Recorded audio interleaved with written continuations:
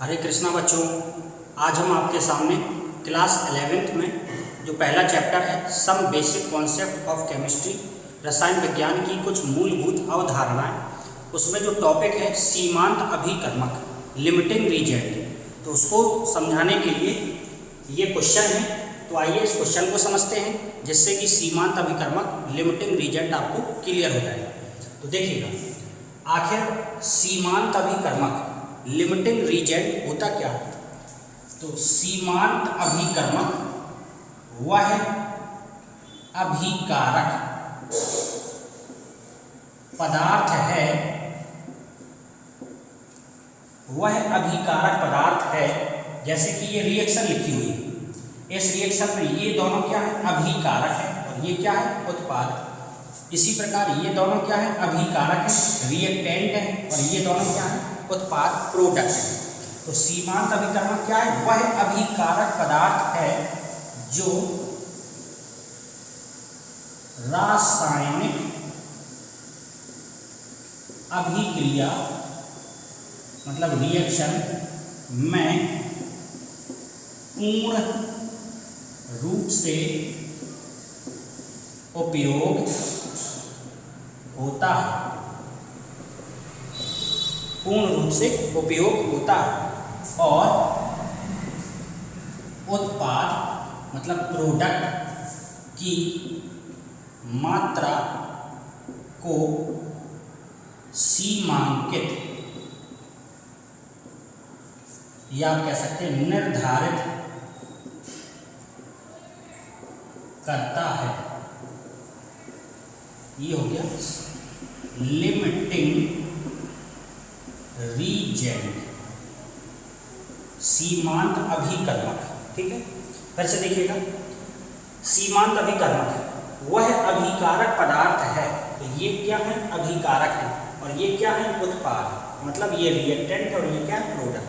तो वह अभिकारक पदार्थ है जो रासायनिक अभिक्रिया में पूर्ण रूप से उपयोग होता है और उत्पाद की मात्रा को सीमांकित या निर्धारित करता है। जैसे कि अगर ये 3 मोल है और ये 4 मोल है, ये पदार्थ ये 3 मोल है और ये 4 मोल है, तो अगर ये सीमांत अभिकर्मक होगा तो ये पूरा 3 मोल पूरा खर्च हो जाएगा, ये पूरा खर्च हो जाएगा।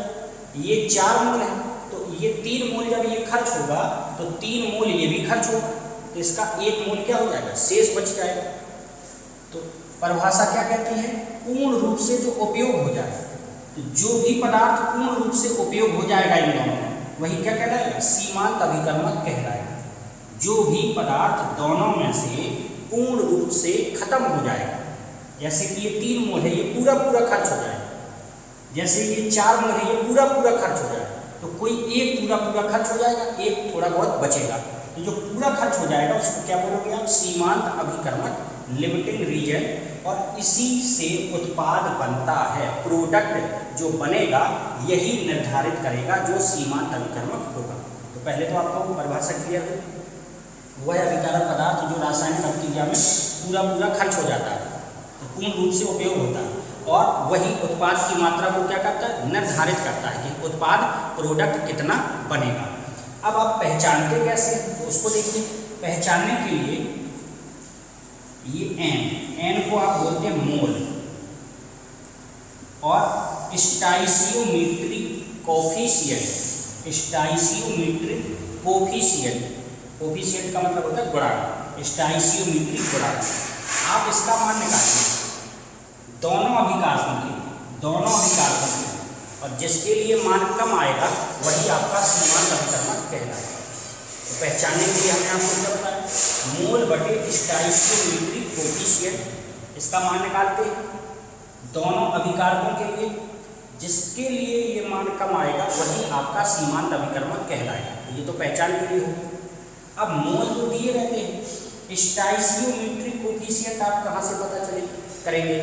तो ये जो रिएक्शन लिखी है इसके आगे जो संख्या लिखी हुई है, जैसे इसके आगे क्या लिखा हुआ? 1, तो ये नाइट्रोजन का स्टाइसियोमेट्रिक कोफिशिएंट कितना हो गया? 1। हाइड्रोजन के लिए आगे क्या लिखा हुआ? 3, हाइड्रोजन के लिए Hc स्टोइकियोमेट्रिक कोफिशिएंट कितना हो गया, 3 हो गया। इतनी बात क्लियर हुई, परिभाषा क्लियर। आप कैसे निकालेंगे कि कौन सा सीमांत अभिकर्मक होगा, तो सीमांत अभिकर्मक निकालने के लिए पहचान बता दी हमने, N/Sc mole upon stoichiometric coefficient, इसका मान निकालेंगे और जिस अभिकारक के लिए कम आएगा वही हमारा सीमांत अभिकर्मक कहलाएगा। ठीक है, स्टोइकियोमेट्रिक कोफिशिएंट क्लियर हुआ। जो आगे संख्या लिखी होती है वही क्या कहलाती है, स्टोइकियोमेट्रिक कोफिशिएंट। आगे आप देखिए,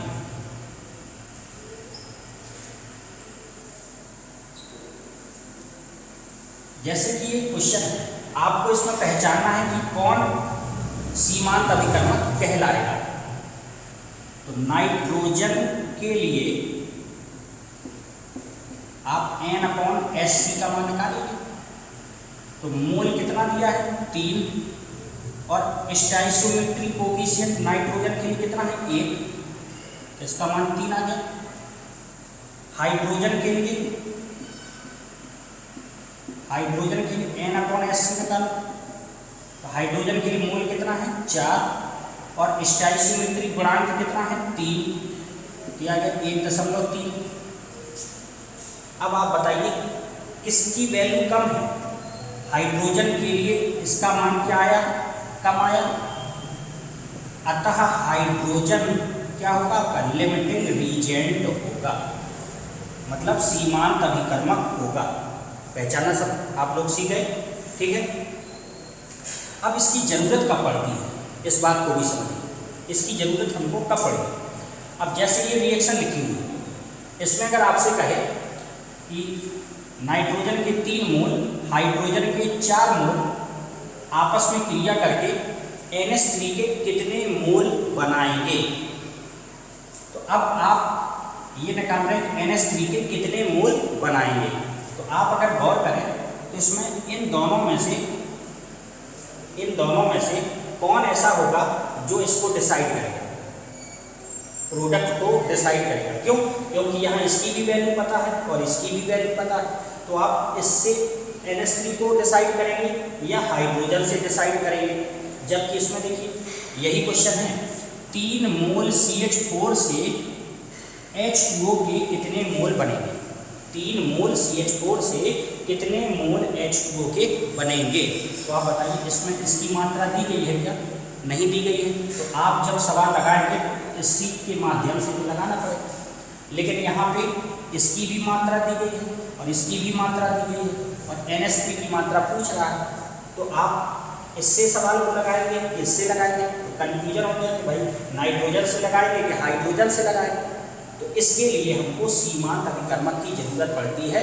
आप पहले चेक करेंगे कि सीमांत अभिकर्मक होगा कौन, फिर उसी से सवाल को लगाया जाएगा।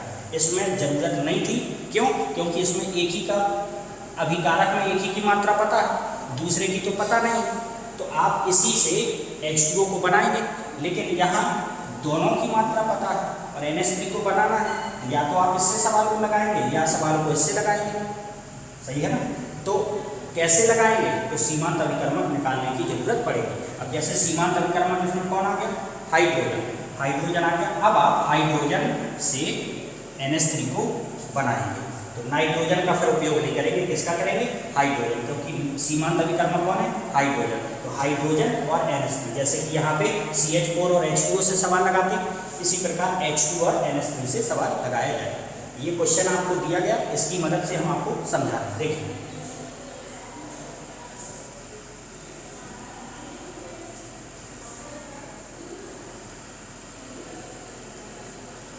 सॉल्व करते हैं।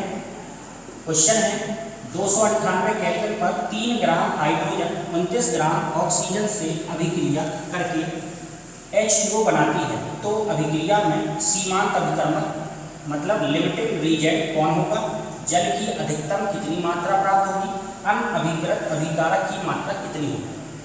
पहले रिएक्शन को लिखी, हाइड्रोजन किससे क्रिया किया, ऑक्सीजन से, और बनाया क्या है, जल, ये बना दिया। अब इसको बैलेंस किया, तो यहाँ 2 ऑक्सीजन है, तो यहाँ भी 2 ऑक्सीजन करने के लिए 2 लगा दिए। हाइड्रोजन कितना हो गया, 4, यहाँ 4 करने के लिए 2 आपने लगा दिया, ठीक है।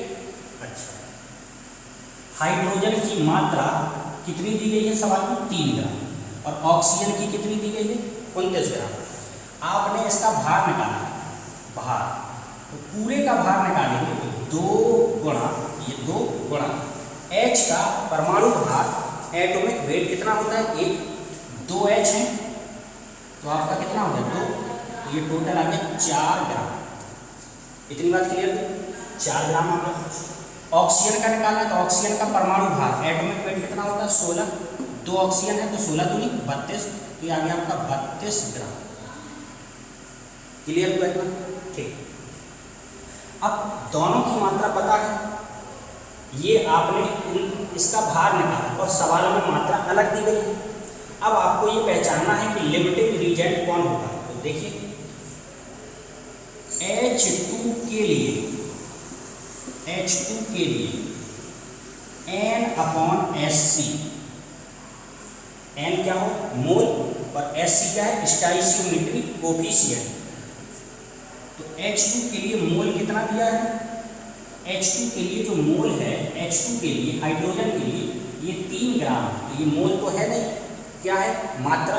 तो N बराबर सूत्र लगाया आपने W/M × SC।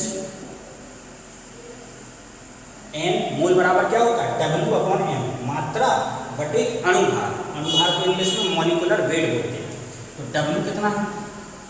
W है आपका 3 ग्राम, 3। अणुभार हाइड्रोजन का कितना? केवल हाइड्रोजन H2 का एक होता है, 2H है तो 2 गुणा स्टोइचियोमेट्री गुणांक, H2 के आगे कितना लिखा होगा? 2, तो ये 2। ध्यान से देखिएगा बच्चों, W माने मात्रा, मात्रा दी गई 3 ग्राम। अणुभार H2 का अणुभार कितना हो गया? 2 हो जाएगा, 2। स्टोइचियोमेट्री गुणांक H2 के आगे कौन सी संख्या लिखी हुई है? 2, तो देखिए ये 2 है, ये आ गया आपका 3/4, इसका मतलब ये आएगा आपका 0.75। अब O2 के लिए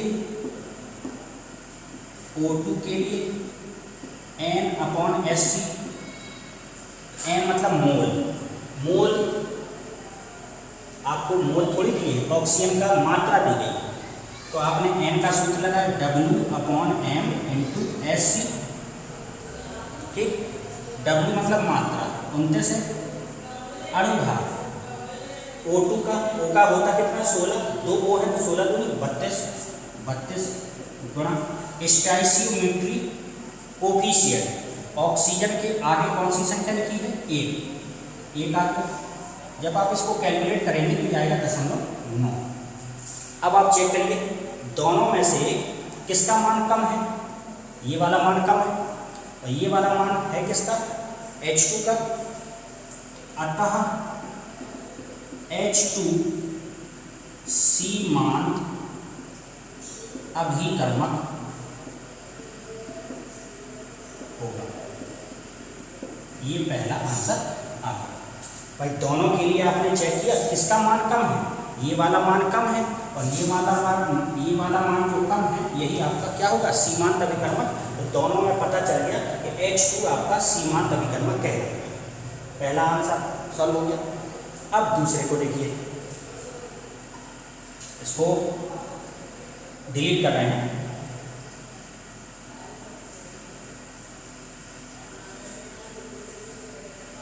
अब देखिएगा, आपको दूसरे में पूछा जल की अधिकतम कितनी मात्रा प्राप्त होगी। तो जब आपको पता चल गया कि H2 सीमांत अभिकर्मक है तो अब इससे तो कोई मतलब है नहीं, आपको H2 और H2O से सवाल लगाना पड़ेगा। लगाते हैं, चूंकि ये पूरी मात्रा इसकी कितनी? 4 ग्राम। 4 ग्राम H2 से प्राप्त जल की मात्रा, इसकी भी मात्रा का निकालें तो ये 2 ज्यों का तो H2 ये कितना हो गया? 2, O का 16, 16 तो 18 दूनी 36 ग्राम। तो जब 4 ग्राम आपका ये हाइड्रोजन होगा तो उससे ये कितना मिलेगा आपको? 36 ग्राम। इसलिए 1 ग्राम हाइड्रोजन से कितना मिलेगा 36/4 ग्राम। इसलिए हाइड्रोजन की कितनी मात्रा दी गई है 3 ग्राम। तो 3 ग्राम हाइड्रोजन से कितना मिलेगा 36/4 गुणा 3, 4 से ये काटा, 4 9 36, 9 3 27 ग्राम। ये आपका दूसरा आंसर आ गया। सीमांत अभिकर्मक क्यों निकाला था? क्योंकि यहाँ दोनों के मान दिए गए हैं, हाइड्रोजन का 3 है और ऑक्सीजन का 29 है। तो आप किसको लेकर चलेंगे, हाइड्रोजन को लेकर चलेंगे या ऑक्सीजन को?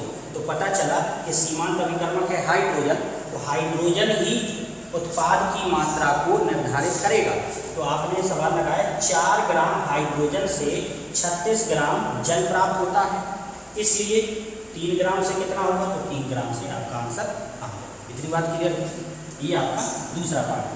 तीसरा पार्ट देखिए, फिर से इसको हटा रहे हैं।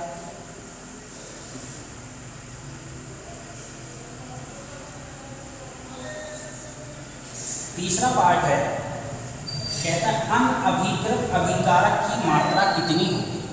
उसके पूछने का ये मतलब है, ये तो आपका सीमांत अभिकर्मक है, ये कितना लिया गया है 3 ग्राम, तो ये 3 तो पूरा खर्च हो जाएगा, सीमांत अभिकर्मक पूरा खर्च हो जाएगा। ऑक्सीजन 29 ग्राम लिया है, तो कितना बचेगा? ऑक्सीजन कितना लिया है 29 ग्राम, तो कह रहा है अनअभिकृत, जो जिसने क्रिया नहीं की, उस अभिकारक की मात्रा कितनी होगी। तो देखिए, चूंकि 4 ग्राम हाइड्रोजन क्रिया करता है बराबर 32 ग्राम ऑक्सीजन से।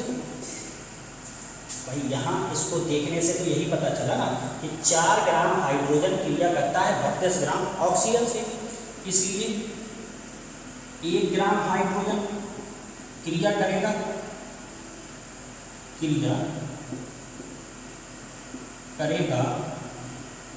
बराबर 32/4 ग्राम ऑक्सीजन से। ठीक, इसलिए आपके पास हाइड्रोजन है कितना? 3 ग्राम। तो 3 ग्राम हाइड्रोजन क्रिया करेगा 32/4 गुणा 3, 4 8 32, 8 किया 24 ग्राम ऑक्सीजन से। देखिए स्पष्ट आ गया कि 3 ग्राम हाइड्रोजन कितने ऑक्सीजन से क्रिया करेगा? 24 ग्राम ऑक्सीजन से क्रिया करेगा। आपने लिया कितना है? 29 ग्राम ऑक्सीजन। तो शेष ऑक्सीजन कितना बचेगा? शेष O2 की मात्रा लिया था आपने 29 ग्राम, और खर्च कितना हो गया? 24 ग्राम। तो बचा कितना? 5 ग्राम ऑक्सीजन। ये आपका तीसरा आंसर आ गया।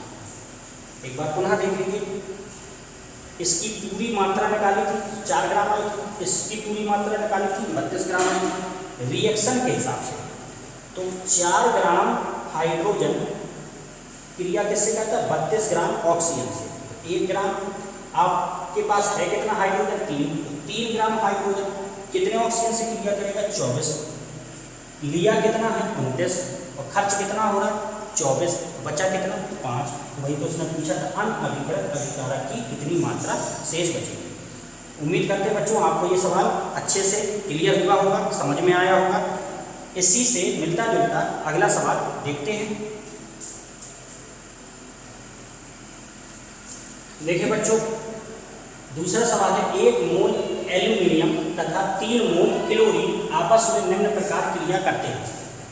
2Al, नीचे S लिखा हुआ है, S मतलब सॉलिड, ये ठोस अवस्था में, प्लस 3Cl2, नीचे G लिखा है मतलब गैस अवस्था में, गिव्स 2AlCl3, ये S लिखा है सॉलिड अवस्था में, ठोस अवस्था में।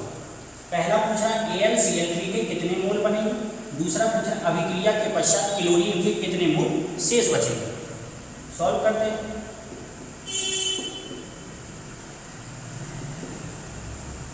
रिएक्शन लिखी, 2Al plus 3Cl2 gives 2AlCl3।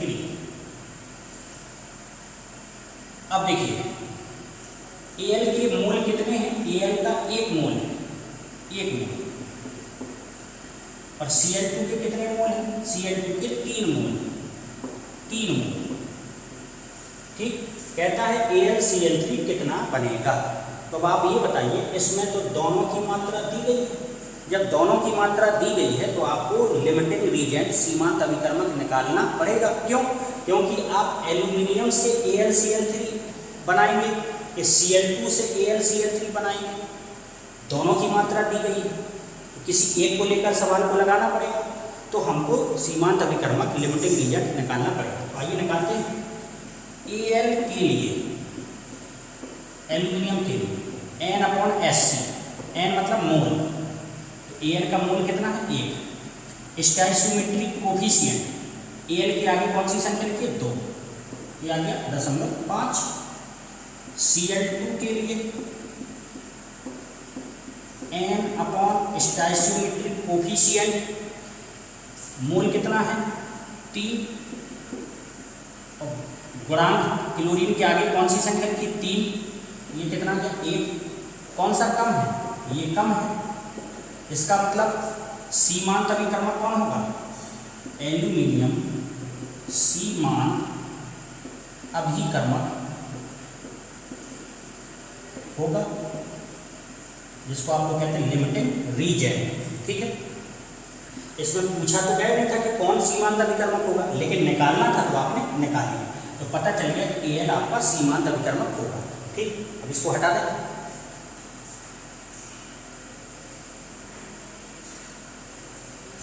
अब देखिए, चूंकि 2 मोल Al से, क्योंकि ये सीमांत अभिकर्मक है तो आपको इसको लेकर चलना पड़ेगा। अब इससे कोई मतलब नहीं है, इसको लेके चलेंगे और AlCl3 पूछ रहा है तो इसको और इसको लेके चलना पड़ेगा।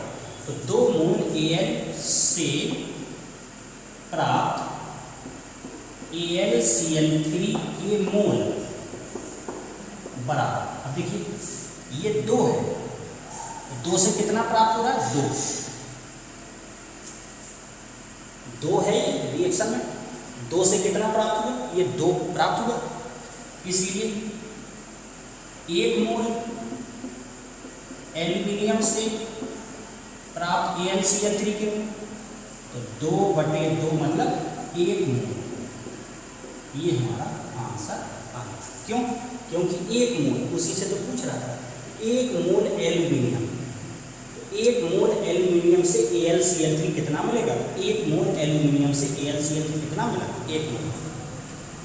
फिर भी अगर कोई समस्या है तो फिर से देखिए, 2 मोल Al था तो 2 मोल AlCl3 मिल रहा था। इससे पिछला वाला जो सवाल था उसमें मात्रा दी गई थी, इसमें मात्रा नहीं, ये मोल से लगा रहे हैं, तो 2 से 2 AlCl3 मिला, तो 1 से 1 ही दिया गया, 1 से कितना मिलेगा? 1 ही मिलेगा, तो AlCl3 का 1 मोल मिलेगा। अब दूसरा देखिए, क्लोरीन की कितनी मात्रा शेष बचेगी। ठीक है, चूंकि 2 मोल Al क्रिया करता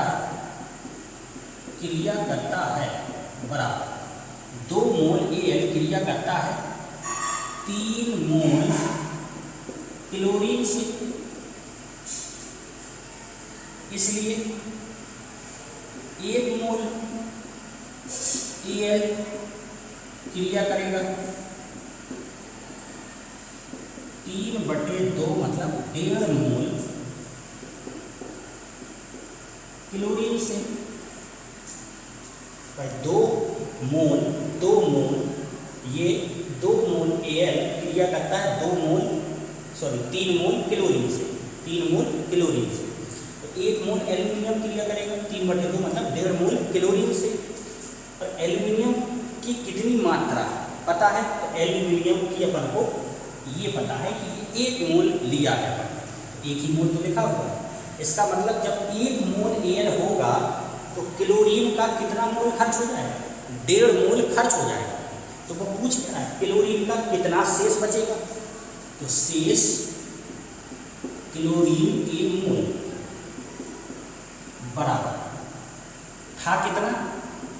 3 मोल, खर्च कितना हुआ? 1.5, 1.5, कितना बचा 1.5 मोल। ये हमारा दूसरा आंसर आ गया। भाई जब 1 मोल एयर लिया आपने, 1 मोल एयर, तो क्लोरीन कितना खर्च हुआ 1.5 मोल, पर आपने क्लोरीन लिया कितना 3 मोल क्लोरीन लिया, तो खर्च हुआ 1.5 मोल, तो बचा कितना हटा दिया 1.5 मोल बचा।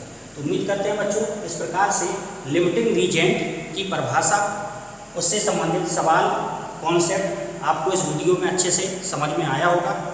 तो अगर आपको ये वीडियो अच्छा लगे, समझ में आए, तो कृपया चैनल को लाइक करें, सब्सक्राइब करें, शेयर करें। Thank you very much.